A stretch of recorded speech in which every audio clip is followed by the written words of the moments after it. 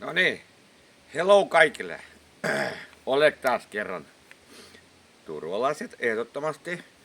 Nyt mä haluaisin näyttää semmoista trimmari. Yksi akkukäytönen ja toinen on bensiinikäytönen. Eli tommosia. Noniin, tässä näkyy paremmin akku, Dewalt ja sitten Mag Roach. Joku semmonen bensiinikäytönen. Noniin, koetaan mikä on parempi. Akkukäytönen on hiljampaa, ei tarvi kuuloket, mutta tuo bensiinikäytönen on vähän pitää kova meteli jonkun verran. Mutta onneksi meillä ei ole naapurit täällä. Ei alakerta eikä yläkerta. Eikä sivussa. Noniin, katsotaan. Mä otan ensin akkukäytönen. Tämä. Tässä on tosi helppo. Akku, siima. Eli pistän toi kiinni tähän sama vyö. Noin.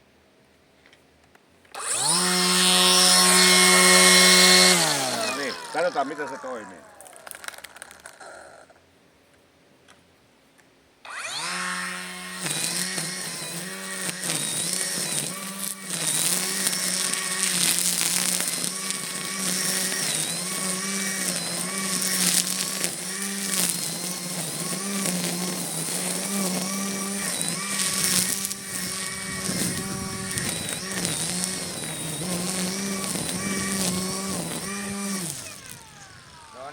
Se oli akkukäytönen. Otetaan seuraavaksi bensiinikäytönen. Irrotan tämä pois. Noin. Ja otetaan bensiinikäytönen.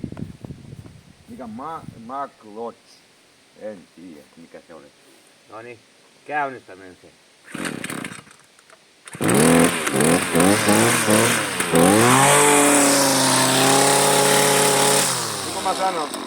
Niin kuin mä sanon, se on pitää vähän kovempaa metsällä. Sama vyö.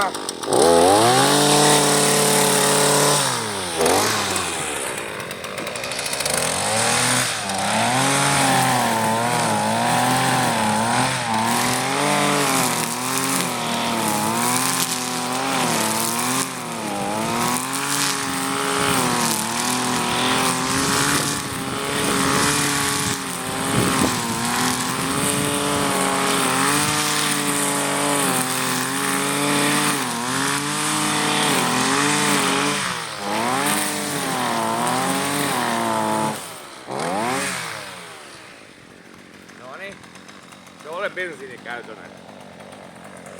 Semmosta. Laitetaan kiinni. Noin. Turvalassit. Hanskat. Täytyy hanskat. Ja ehdottomasti sapat. Ja housut päälle. Noniin. Voit valita. Näissä henkilö käyttää sähkönen tai akkukäytönen. Ja miehelle on vähän vahvempaa. 40 mikä se on, kuutio vai mikä se on. Niin, kahtahtinen moottorisaha. Semmosta. Noniin. Voit valita itselle, mitä sä halus käyttää. Suosittelen bensiiniä käytännön raivaussaha, niitä kutsutaan. Niin, sanotaan. Raivaussaha. Noniin. Moikka kaikille ja terveisiä. Moron!